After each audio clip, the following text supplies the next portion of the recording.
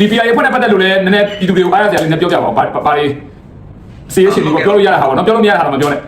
ဟုတ်ကဲ့အခုချိန်မှာတော့ PI မကွေးကတော့ဒီနေရီကန်တောင်စစ်စင်ရေးမှာပေါ့နော်ရခိုင်တက်တော်ပါဝင်မဟာမိတ်အင်အားစုနဲ့ပူးပေါင်းပြီးစစ်စင်ရေးလုပ်နေရရှိတယ်ပြီးခဲ့တဲ့ရက်ကပဲကျွန်တော်တို့စီမှာဒီအလင်းဝင်တဲ့သူတွေရောဒီနေရီကန်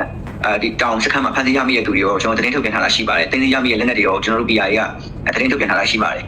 ဒါကတော့လက်တလုံးတိုက်နေတဲ့တိုက်ပွဲပေါ့နော်ပြီးတော့ဒီ PI မကွေးကတော့ဒီငဖဲစတုတ်တရားမြို့နယ်တွေမှာတော့စစ်ရေးလှုပ်ရှားတယ်ပေါ့နော်ဒီနှစ်မြို့နယ်မှာလှုပ်ရှားပါတယ်အထူးဖြင့်စက္ကစရဲ့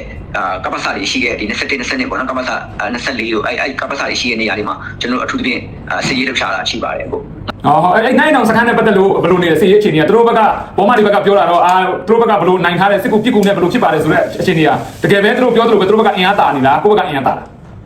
အင်အားကတော့ကိုယ့်ဘက်ကတာတယ်သူတို့ရဲ့ကဘာလုံးကြီးတောင်ပြားသွားပြီပေါ့နော်နိုင်ကန်တောင်မှာရှိတဲ့ကဘာလုံးကြီးတောင်ပြားသွားပါပြီလို့သူတို့ကလောလောဆယ်တော့အခုစစ်ရှုံးနေတော့အခုပြူအောင်မှုတောင်ဒီရပိုင်းတွေလဲလို့ကျွန်တော်တို့သိရပါတယ်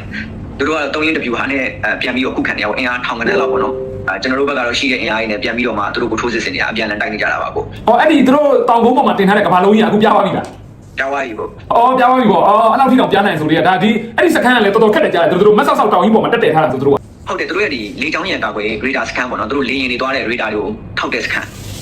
ခိုင်မာစခန်းကြီးပေါ့အဲ့ဒါဆိုခိုင်မာစခန်းအခုတော့သူတို့ radar ကိုလို့ရွှေ့သွားပြီလို့ကြားတယ်radar ရွှေ့သွားပြီဟုတ် radar ကိုရွှေ့သွားဒါပေမဲ့အဲ့ radar ဖက်တဲ့ဆက်တချို့တွေတော့ကျန်သေးတာပေါ့နော်ဒါကြောင့်သူတို့အသေးအံခုခံနေရတာသူမရွှေ့နိုင်တဲ့တေလို့မရသေးတဲ့ဆက်တွေတော့ကျန်သေးတာပေါ့ဟုတ်ကဲ့အဲ့ဒါဆိုဒါ PI မကွေးအနေနဲ့ကအဲ့ဒီ data မှာဒါစစ်ရေးကိုတော်တော်ကြည်ကြဲပြန့်လှုပ်ဆောင်နေရတာပေါ့ဒါဆိုဟုတ်ပါတယ်အခုနှစ်ရှိ campaign ကသိန်းဘယ်လောက်က campaign လဲသိန်း900 campaign ပါသိန်း900 campaign ကအခုဒီတလပိုင်း9ရက်နေ့ဆိုပိတ်ပြီပေါ့ဟုတ်တလပိုင်း9ရက်နေ့ဆိုပိတ်ပါပြီဟုတ်ကဲ့ဒီ campaign ရထားတဲ့အခြေအနေရောပြောပြလို့ရမှာမသိcampaign ကတော့အခုသိန်း900ဝန်းကျင်လောက်တော့ရထားပါပြီကိုနည်းလေးတော့300တော့ကတ်တော့မှာပေါ့နော်ဟုတ်ကျွန်တော်တို့ဒီအနှွေးတယ်နဲ့ဆောင်း campaign ပေါ့နော်အနှွေးတယ်နဲ့ဆောင်း campaign မှာလို့ဆောင်းလဲဝင်လာတဲ့အခါမှာဆောင်းလဲလူတွေပေါ့နော်အဲ့အတွက်အနှွေးတယ်နဲ့ဆောင်းလေးကျွန်တော်တို့ CH တွေကဖက်နက်တွေဝယ်ဖို့ပေါ့နော်ဒီနေ့ရေကန်တောင်စစ်စင်ရေးနဲ့ကျွန်တော်တို့ရှိရနေရကအရန်မြူလက်ထားတယ်ဒီဆောင်းကင်းကလည်းပို့ပြီးတော့ကြာရှိတယ်ပုံမှန်နဲ့ပို့ပြီးကြာရှိတယ်ရိုးမတွေလည်းဖြစ်နေတဲ့ခါကြတော့လေအကြောင်းလို့ပါအဲ့ပေါ့နိုင်တောင်နေရဆိုတော့ဒီရခိုင်ရိုးမအဆက်ဆိုတော့တောထက်တောင်ထက်ကြားမှာဆိုတော့အေးတက်ကတော်တော်ရဲဘော်တွေခံစားရမှာပေါ့ဟုတ်ကဲ့ပေါ့အဲ့ဆိုရင်နဲတာပေါ့နော်သိန်း900 campaign မှာလောလောဆယ်300လောက်ရပြီဆိုတော့ဒါတက်ကနဲတယ်လို့ပြောရမယ်ကျွန်တော်တို့လည်းတောင်းပန်ပါတယ်လောလောဆယ်မှာ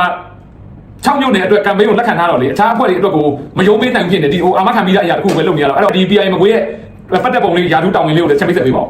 ဟုတ်ကျွန်တော် PI မကွေးရဲ့ဘိုးကော်မတီတောင်းဝင်ကိုယူထားပါတယ်ဘိုးကော်မတီမှာတော့ကျွန်တော်ဥက္ကဋ္ဌတောင်းဝင်ကိုယူထားတယ်ပေါ့နော်ကျွန်တော်တို့ကတော့ဒီပြည်သူ့ဆက်ဆံရေးနဲ့နိုင်ငံရေးလုပ်ငန်းတွေကိုလုပ်တယ်ပြည်သူ့ဆက်ဆံရေးဆိုတာကျွန်တော်အကြောင်းတွေစစ်ဆောင်တွေအတွက်အကြောင်းတွေဖွင့်ပေးတာအကျန်းမာရေးလုပ်ငန်းတွေလုပ်တာသူတို့ကိုဒီ data မှာကာကွယ်ရေးနဲ့စီးပွားရေးလုပ်ငန်းတွေဆင်းတာပေါ့နော်ကျွန်တော်တို့အဲ့ဒီလုပ်ငန်းတွေမှာကျွန်တော်ဥဆောင်ဆောင်ရွက်ပေးတာပါပေါ့ဟုတ်ကဲ့လက်ရှိရခိုင်တပ်တော် AA နဲ့လည်းတော်တော်တူညီကြလက်တွဲပြီးတော့စီးရေးပေါ်ဆောင်မှုတွေလုပ်နေရကြတိပါတယ်အဲ့ဒီပုံမှာလည်းအားရပါတယ်ဒီပုံနဲ့ပတ်သက်လို့ဗမာပြည်သူတွေသတင်းစကားပေးနေသေးလဲပေါ့နော်